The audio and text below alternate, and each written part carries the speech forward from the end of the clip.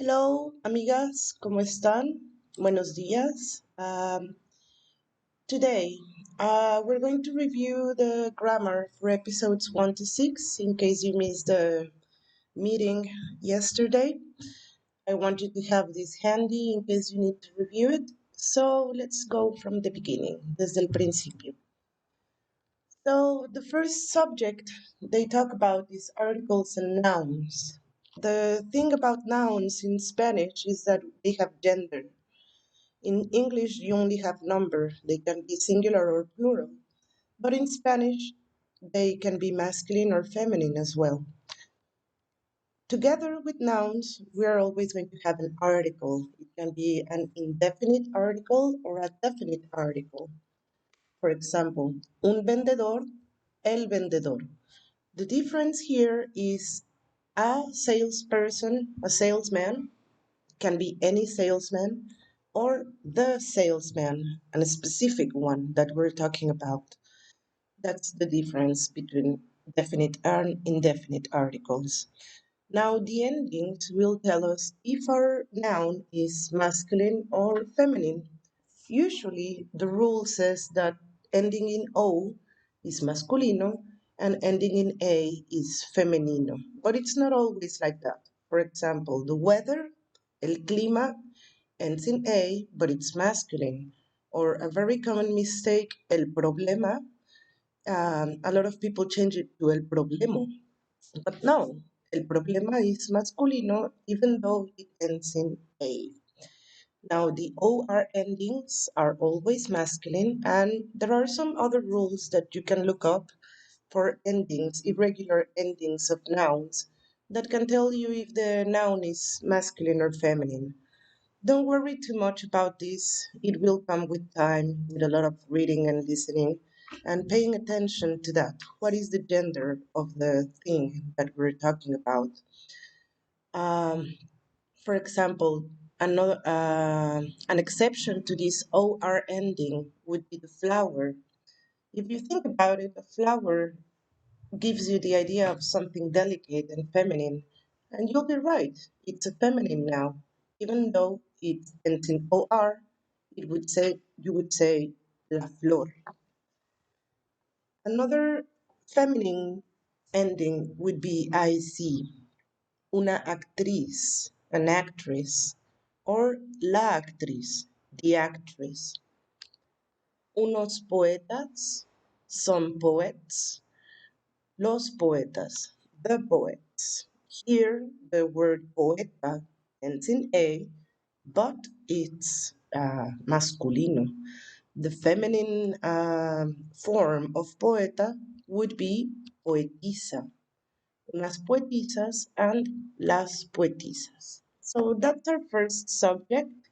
Um, the second one would be pronouns. Pronouns are going to be our best friends in Spanish because we can take any noun and use a pronoun instead to avoid repetition, to make communication faster. And that's what we always want, be fast when we express something. So we have two types of pronouns. We have subject and object pronouns. We know if it's a subject or an object depending on its location in our phrase. For example, in the sentence, Raquel es abogada, we can ask the verb, ¿Quién es abogada? Who is a lawyer? And the answer will be the subject of our sentence. That would be ella. So I would use the pronoun ella instead of Raquel because it's a woman and it's singular. So I would say ella es amiga de Pedro, just to avoid repeating Raquel es abogada, Raquel vive en California. We can say ella vive en California or just completely omit the subject like we do in Spanish. Raquel es abogada, vive en California y es amiga de Pedro. Okay? Now for the object pronouns, we are going to ask the verb. Two questions are possible. What or to whom or for whom? Raquel compra un caramelo. In this sentence, we need to find our verb first. The verb, the action is comprar, to buy, and our subject, who buys, would be Raquel, but we're looking for the object. What does Raquel buy? Un caramelo. So in this case, we are going to use the object pronoun lo. Raquel lo compra. Okay. Don't worry if you're not getting it very fast. I'm going to give you a lot of examples. So, in this sentence, Jaime y Miguelito dan un hueso a Osito. We have, in the middle of the sentence, we have an action to give. They give a bone to Osito, the dog. So everything that is left of our verb is going to be the subject, and everything that is on the right side of the verb is going to be our object. We can have more than one object in one sentence. In this case, we have two. We have un hueso and we have osito. So let's start with our subject. Who gives a bone to the dog? Well, Jaime and Miguelito. Now we need to decide which subject pronoun would go with Jaime and Miguelito. So, I have yo, tú, él, ella, nosotros, ustedes, ellos, Jaime and Miguelito. So we can just get rid of Jaime and Miguelito, and if we are already in context, we can just say ellos. Excuse my writing. It's a little bit ugly, but I hope it works. Ellos dan un hueso a Osito. Okay, so that would be our subject pronoun. Now let's work with our objects. We have the questions. If I want to find a direct object, I'm going to ask the question, what? What do they give? They give a bone. So our direct object would be a bone. This is a direct object because it answers the question directly. What do they give? They give a bone. Okay. So to find the indirect object, we are going to ask the questions to whom or for whom. So we ask our verb. Remember, the verb has all the answers. To whom they give a bone. To whom they give something. To whom? To Osito. These are called indirect objects because we're always going to find a preposition to that in Spanish can be a or para. We're going to find these prepositions between the verb and the person that they're interacting with. So, object pronouns. We have lo and la for direct objects and le for indirect objects. If you notice here, the questions are a quién o para quién.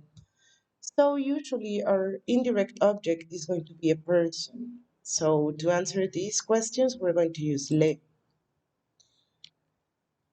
We have me for both direct and indirect objects, de, nos, and in Mexico, not everywhere, but in Mexico, the object pronouns for ustedes and ellos are going to be los, las, and les. How do we use them? Try to do this example. Raquel compra un billete de lotería al vendedor. So, let's find our verb first. That's the first thing you have to do. Compra. So, I need to substitute un billete de lotería for an object pronoun. So, I'm going to ask my verb. What does Raquel buy from the salesperson? Remember, al vendedor, al is the contraction of the preposition a plus the article el. Remember, we always contract the preposition and the article al vendedor. For the rest, they stay the same. A la tortillera, a los pescadores, a las panaderas. Okay, that was just a quick note on how we do that. So, Raquel compra un billete de lotería al vendedor. Um, First, we have to know the gender and the number of our object. In this case, un billete de lotería is masculine singular, and it's a direct object, so we'll be working with lo, okay?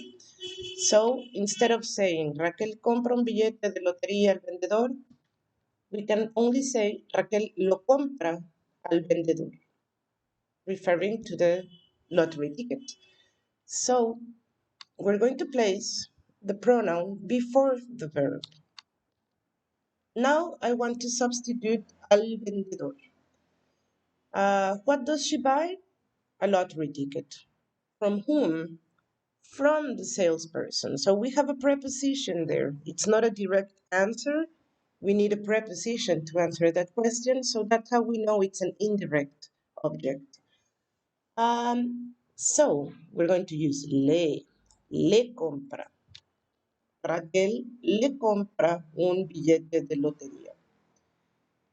We can use both object pronouns. If we are already in a conversation that has context and we know Raquel is talking to this salesperson that sells lottery tickets and she gets to buy one, we can say something as short as Raquel se lo compra. Okay? The formula when we use two object pronouns is going to be this order: subject, indirect object pronoun, direct object pronoun, and finally the conjugated verb. With not conjugated verbs, it's going to be different. We're going to talk about that later. But when the verb is conjugated, our pronouns, our object pronouns, will go before. Now, we want to avoid what we call leísmo, le, lo, la, repeating that L sound a lot. So we're going to substitute le for se when we're using to. Look at this. In these two examples, they stay the same. Raquel lo compra, Raquel le compra. But I cannot say Raquel le lo compra. I have to change it to Raquel se lo compra. And in just this little sentence, I am saying Raquel is buying it from him. Good? So yes, pronouns. We're going to use them a lot.